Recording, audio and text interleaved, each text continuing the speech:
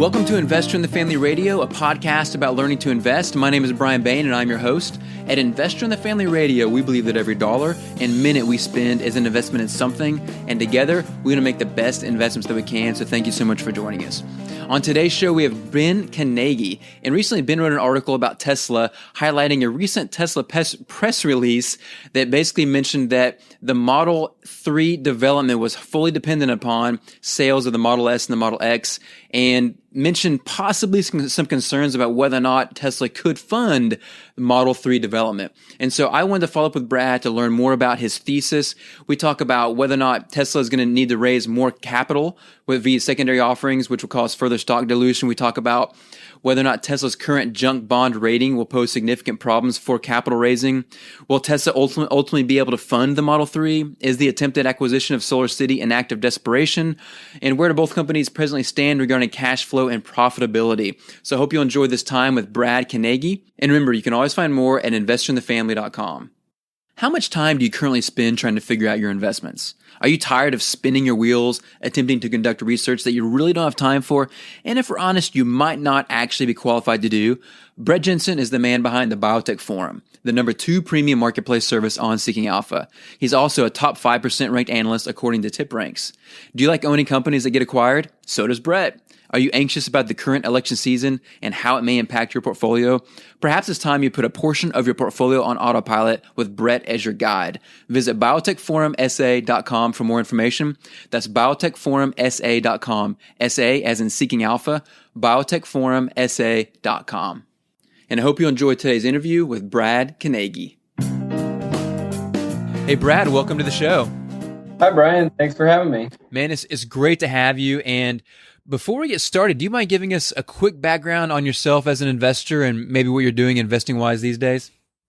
Well, I've been investing for about 8-9 years. I have a bachelor's degree in finance, so that's where that kind of got started. And my main focus is just on individual stocks and some ETFs in my personal portfolio. Wonderful. Well, I appreciate your work. And recently on Seeking Alpha, you wrote an article called Tesla Just Said What? Exclamation mark, in case my enthusiasm wasn't high enough for that one. But you wrote an article about Tesla, and before I say anything about it, do you mind giving us a little bit of an overview about the thesis of that article? Yeah, the thesis for the article was based on a press release from Tesla a couple weeks ago when they stated when they came out with their new model, the P100D Ludicrous model. And in that press release, there was a quote that said, "Without customers willing to buy the expensive Model S and Model X, we would be unable to fund the smaller, more affordable Model 3 development." And I just kind of found that kind of shocking that they were basically asking people to buy the Model S and X to be able to pay for the Model 3. And you went into a few more details there as far as looking into what may have been behind that statement and why may they be in that kind of a scenario. You looked into the balance sheet and some of the bonds and other dynamics. What do you see behind the scenes behind that statement as far as why they may feel like they're in that kind of a trouble? Well, the way I see it is when you look at their balance sheet, as far as raising, they've already said they need to raise more capital, and as far as issuing debt, they're already at their S&P rated is B- for their current bonds they have, which is just one step above CCC plus.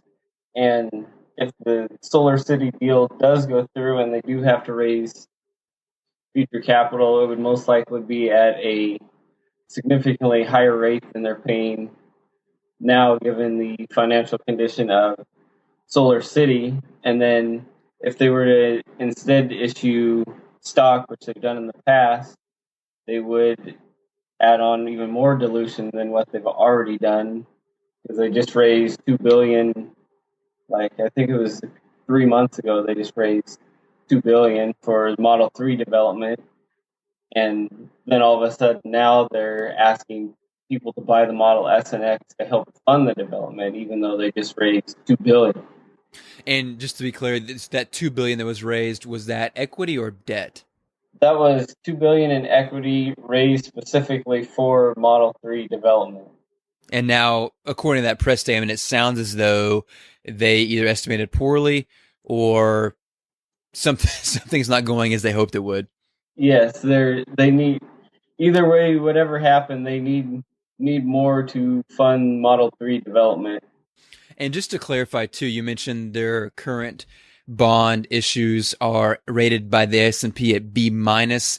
Just for our audience sake, can you remind us where that ranks on the overall rating scale, and especially at what point is debt considered junk bonds?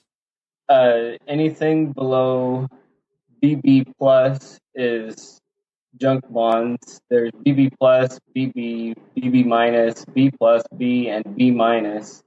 And the B minus category carries, according to the S&P chart, is high credit risk in the junk bond category. Okay, so they're already in junk bond territory. Yes, they're already in junk bond territory with their current balance sheet without taking on anything from SolarCity yet, if that goes through. Have you seen any information about anyone else talking about that statement from Tesla saying that they need people to buy the Model S and Model X in order to be able to fund the Model 3? I mean, it sounds like a pretty straightforward statement. Have you heard anyone else discuss this or any more releases from Tesla that may make it add more light to that maybe it's not quite as bad as it sounded, or maybe not? I haven't really heard anything. I know I got a lot of comments saying that this was part of the master plan, was to sell higher end models, and the profits from those would be reinvested to build out cheaper models. But as I pointed out, they're unprofitable.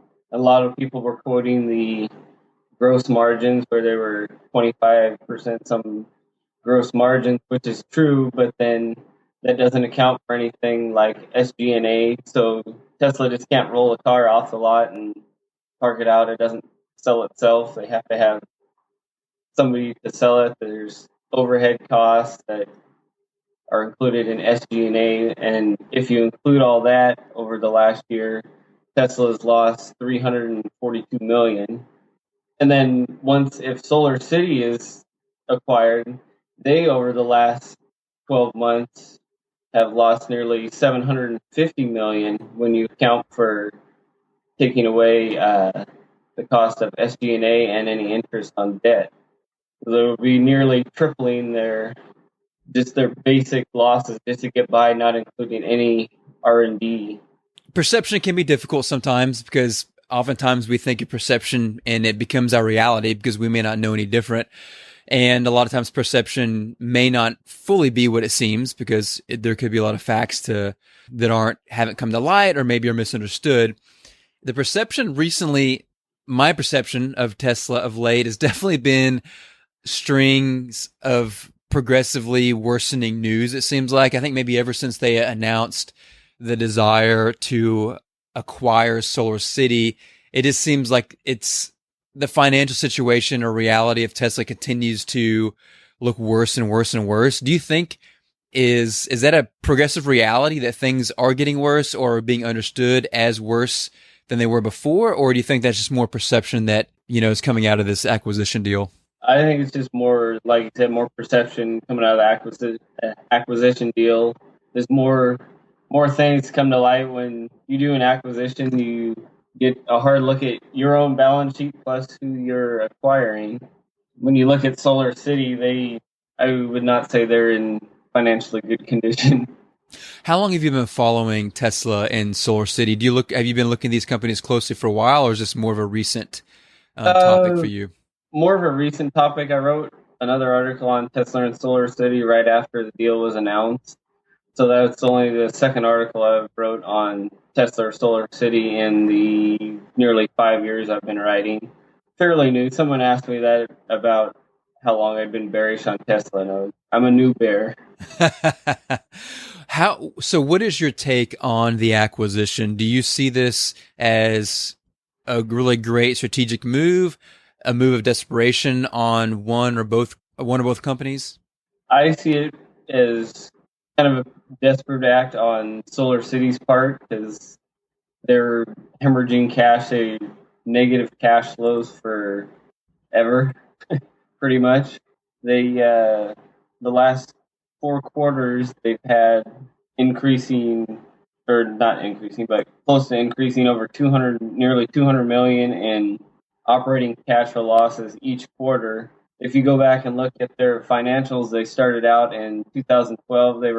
2012 and 2013 they were cash flow positive, and then once 2014, 2015, and then so far this year comes along, their cash flow losses are over negative 200 million, and then 2015 was nearly 800 million, and then so far this year, in the last 12 months at least, it's been nearly 900 million.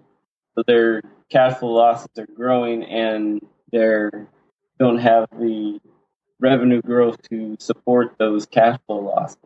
Do you see, when you've been looking, as you've been looking at Tesla, and there appear to be, well, they are burning through cash. SolarCity is burning through cash. Tesla mentions, they are vulnerable. The Model 3 has been this, promised thing that people have been actively looking forward to for quite some time, as that it will be one of the big things that helps the company, as it's a lower priced model that hopefully will help increase sales and volume and revenues and margins and everything else. But that's that hope that's still waiting out there. And it sounds like is it realistic that Tesla will be able to sell enough Model S's and Model X's as they are right now in order to be able to stay liquid and fund the Model 3 from what you can tell? They'll probably be able to continue to fund the business just because of the continued capital raises they'll do, which it'll dilute the current shareholders down, but it will probably get them, if they do a couple capital raises over the next couple of years, it will probably get them to the Model 3. But once they get to the Model 3, they've shown that they are not profitable on the current cars they're making. So my view is, even if they reach scale, they have to reach a massive scale, which is their goal, but there's no guarantee that when they get there that those cars will be profitable, given their history. Okay, and you said did you just say that the Model S and X are not profitable right now? Well, that's what they're selling right now, is Model S and the Model X, and they're profitable on a gross profit basis or gross margin basis, but then when you include in the simple SG&A and interest on their debt, they're unprofitable. Gotcha. Okay. Yeah. So the company as a whole is not profitable. Yeah. So, right. But even though they may make money on the S and X from an initial revenue standpoint, or even income standpoint, gross profit standpoint, yes. Gotcha. Yeah. As far as a gross profit standpoint, yes, they make a profit on those, but then when you include in SG&A and interest, then they don't. Yeah, when I think of Elon Musk and Tesla, I just imagine a pilot of a massive airplane going down a long runway, and the airplane is like way overweighted, and at the end of this runway is a cliff. And he's going forward on this runway, and he's scrambling with everything he possibly can, pulling back on the handles, trying to get the airplane up in the air, and his crew is scrambling. They're doing everything that they can, and everyone's just waiting. Investors, non-investors, everyone else, we're just waiting. Like, I really hope he pulls it up. I really hope this happens. It would be really cool. But man, he's got headwinds. He's overweight, on and on. All the obstacles are against him. And it seems, I don't know, maybe it'll be not the comeback, but the clutch move of the decade if he pulls this off. But it's taken a lot of tremendous faith and hope on the part of investors, and probably will need to be potentially new investors to pull this off, it seems. Yes. That's actually a great analogy. I like that, the plane running down the runway towards the cliff. Yeah. Well, this is not the first interview I've done with someone writing on Tesla, and obviously I've read a fair amount myself. And believe me, I like Tesla. I like Elon Musk. I would love for this to happen, and not against any of it. I'm just, I guess it's almost like concern for him. I don't know the guy at all, but like, man, I want this to work, but man, and it's one of those things too, where like you want it to work, and then it seems as though he keeps adding new challenges. It's like, all right, let's get past one challenge first, or one Yeah, major hurdle before adding like four more, and then adding the yeah, SolarCity one. And I get is it because of family connection? Is it because obviously he has a number of incentives in SolarCity as well, but it's really hard to not see it almost in a little bit of a negative light. yeah, yeah. I know a lot of stuff I've read. They've characterized it kind of as a bailout of SolarCity since their financial condition is not that well. It feels that way. And again, this is a perception issue on my end. I don't claim to be an expert in either one of the companies, but from what I do read, it has that little bit of a feel to it. Yeah, I would agree with that. And then the other question, like you said, is that with the Model S is even if they're able to pull it off, and I'm not concerned that Tesla's going bankrupt. I don't think they're at that point because, like you said, there are enough Tesla bulls out there, and enough, obviously, given the stock price, there are enough people who want to own this stock, and so I'm not at all doubtful. There are plenty of other people who would buy new issues of stock as well for the company to raise more money. And so, they back to the airplane analogy. I don't think he's going off a cliff anywhere soon. I'll say that because I think for the next few years they'll probably be able to raise enough equity, and maybe the Gigafactory will be able to produce on levels, or the company will be able to get enough revenues and cash flow going for basically the Gigafactory to start generating like it needs to, and the Model S and the Model X maybe to gain a stronger footing, and maybe even for the Model 3 to get launched out. And he may pull it off, but it's looking like the next few years will probably continue to be a pretty difficult road one way or the other. Yeah, I would agree with that. Definitely challenging.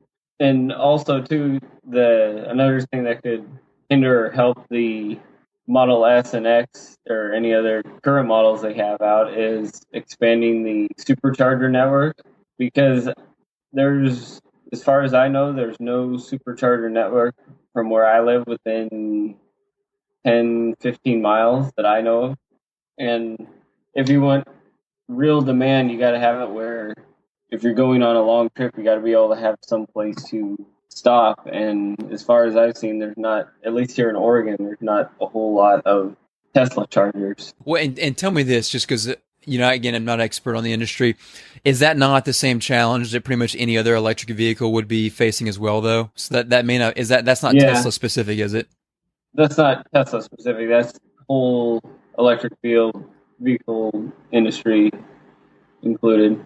So that's a challenge for Tesla more just as a first mover, really, because, there are a number of other vehicle manufacturers who also want to create, or either are or would like to create electric vehicles. So they'll have to step up on that front as well if they're going to see success. But nonetheless, that is a significant infrastructure challenge. And I guess the hope would be that Tesla is able to create better and better batteries to create longer and longer distance capabilities. And so I'm sure that's probably where they hope that'll happen. But in the meantime, the infrastructure will be needed. Yes. Well, tell me this. In the article, there were, like you said, there was a lot of comment activity. Did anything come out of the comments? I know once you get past a couple hundred comments, it can be hard to track through all of it. Yeah. Did you receive any insights from there, either direct or indirect, that helped either affirm or maybe even help you improve your thesis a little bit here, or change your perspective? Yeah, some of the things that kind of confirmed my thesis, where I got a whole bunch of comments where people were saying Tesla was profitable and they're reinvesting profits in new growth and items like that. But one key item I looked at is if you look at retained earnings on the balance sheet, which is the accumulation of earnings left over to invest in the business itself, that number has been declining, which means there's basically no profits to reinvest in the business itself. So thus, outside funding, debt, equity raises are needed to keep the business going. Well, it will definitely be, it has been and will continue to be very exciting to watch. And as I mentioned, I'm hopeful that Elon Musk and Tesla are able to pull it off, because I think, they make amazing cars, and I like his vision for what he's doing, whether it be with, it's hard to not be a fan of Tony Stark, right?